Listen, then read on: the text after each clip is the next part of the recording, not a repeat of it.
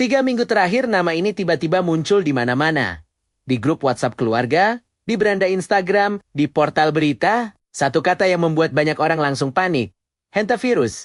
Dan seperti biasa, dua kubu langsung terbentuk. Yang pertama bilang, ini akan jadi pandemi baru yang lebih mematikan dari COVID. Yang kedua bilang, ini cuma hoaks buatan media untuk menakut-nakuti. Yang lebih parah, keduanya sama-sama tidak membaca faktanya dengan benar. Karena faktanya ada di tengah. Dan tengah itulah yang paling penting untuk kamu pahami. Pertama, kita mulai dari angka yang viral itu sendiri. Kemenkes mencatat 23 kasus. Hantavirus terkonfirmasi di Indonesia sejak 2024 hingga pertengahan ke 2026. Dari 23 kasus itu, 20 orang sembuh dan 3 orang meninggal dunia. 23 kasus dan 3 kematian. Angka itu terdengar kecil, tapi sekaligus terdengar besar tergantung dari sudut mana kamu melihatnya. Tren kasusnya juga menunjukkan peningkatan. Pada 2024 hanya ditemukan 1 kasus, lalu melonjak menjadi 17 kasus sepanjang 2025.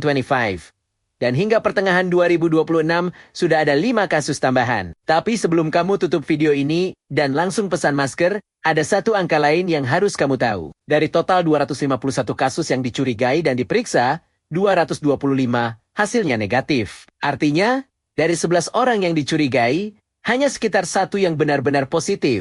Ini bukan angka yang menunjukkan wabah liar yang tidak terkontrol. Ini angka yang menunjukkan sistem pengawasan yang sedang aktif bekerja. Kedua, dan ini yang hampir tidak ada yang sebut di media sosial. Hantavirus tipe HFRS sudah ditemukan di Indonesia sejak tahun 1991. Baik pada manusia maupun pada tikus. 35 tahun. Hantavirus sudah ada di sekitar kita selama 35 tahun. Dan kita baru ramai membicarakannya sekarang. Ini bukan berarti virusnya tidak berbahaya. Ini berarti selama ini kita sudah hidup berdampingan dengan risikonya tanpa menyadarinya. Dunia baru memberi perhatian lebih besar setelah kejadian di kapal pesiar MV Hondius di Argentina, yang menewaskan 3 penumpang dan memicu koordinasi internasional dengan WHO. Kemenkes sudah memastikan bahwa kasus hantavirus di Indonesia tidak berkaitan dengan insiden kapal pesiar MV Hondius. Dan tidak ada warga negara Indonesia yang ada di kapal itu. 2 kejadian berbeda. 2 jenis virus berbeda. Tapi karena namanya sama dan muncul bersamaan di berita, banyak orang mencampur adukan keduanya. Ketiga, inilah bagian yang paling sering salah dipahami dan paling penting untuk diluruskan. Hantavirus bukan satu virus tunggal. Ia punya 50 varian berbeda dan 24 diantaranya bisa menginfeksi manusia, termasuk Soul virus, hantaan virus, Andes virus, dan sin nomor virus. Jenis yang ada di Indonesia adalah HFRS, demam berdarah dengan gangguan ginjal. Gejalanya meliputi demam, lemas, sakit kepala, nyeri badan, hingga muncul warna kuning pada tubuh. Yang ada di kapal pesiar MV Hondius adalah HPS yang menyerang paru-paru. Tingkat kematian HPS bisa mencapai 38%, jauh lebih tinggi dari HFRS yang berkisar 5 hingga 15%. Perbedaan yang paling krusial adalah soal penularan. Tipe HFRS yang ada di Indonesia hingga kini belum terbukti dapat menular antar manusia. Sementara jenis Andes yang ada di kapal pesiar dalam beberapa kasus langka bisa menular antar manusia. Dan itulah yang membuat dunia waspada. Indonesia menghadapi HFRS, bukan HPS, bukan Andes. Ini 2 hal yang berbeda dan harus dibedakan. Keempat, mari bicara soal bagaimana virus ini sebenarnya masuk ke tubuh manusia. Hampir semua hoaks dan kepanikan yang beredar berakar dari kesalahpahaman ini. Orang mengira hantavirus menular seperti COV, lewat udara dari orang ke orang, lewat jabat tangan, lewat percakapan. Tidak, sama sekali tidak. Penularan hantavirus berasal dari tikus atau celurut yang terinfeksi. Virus menyebar melalui gigitan hewan paparan, urine, feses, air liur, maupun debu yang terkontaminasi dan terhirup manusia. Kata kuncinya adalah debu yang terkontaminasi. Bukan percakapan, bukan sentuhan antar manusia. Bayangkan, kamu sedang beres-beres gudang yang sudah lama tidak disentuh. Ada kotoran tikus di sudut ruangan yang sudah mengering. Kamu menyapunya tanpa masker. Debu itu terbang. Kamu menghirupnya. Disitulah risiko masuk. Tikus yang menjadi sumber virus bukan hanya tikus got, tikus rumah, tikus sawah, tikus ladang, dan bahkan mencit rumah. Semuanya sudah terkonfirmasi sebagai pembawa hantavirus di Indonesia.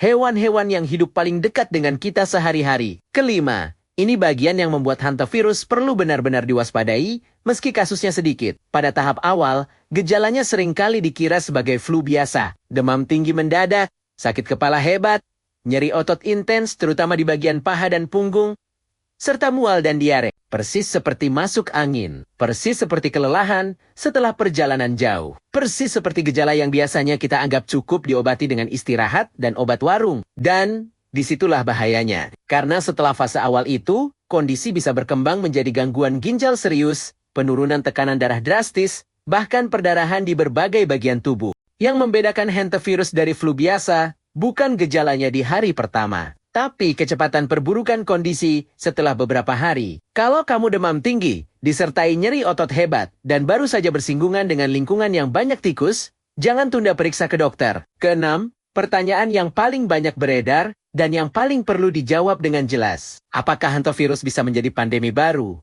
seperti COVID-19? Penilaian risiko dari Kemenkes menyebutkan bahwa kemungkinan masuknya jenis hantavirus yang bisa menular antar manusia ke Indonesia tergolong rendah dan umumnya terbatas di Amerika Selatan. Kemenkes juga menegaskan bahwa sampai saat ini belum ditemukan kasus HPS di Indonesia. Semua kasus yang terdeteksi merupakan tipe HFRS yang terus dipantau melalui sistem surveillance nasional. Untuk menjadi pandemi, sebuah virus perlu menular dengan mudah antar manusia, menyebar cepat secara geografis, dan menyebabkan penyakit serius dalam skala besar. Hantavirus tipe yang ada di Indonesia tidak memenuhi syarat pertama. Ini bukan berarti abai. Ini berarti respons yang proporsional. Waspada iya, panik tidak perlu.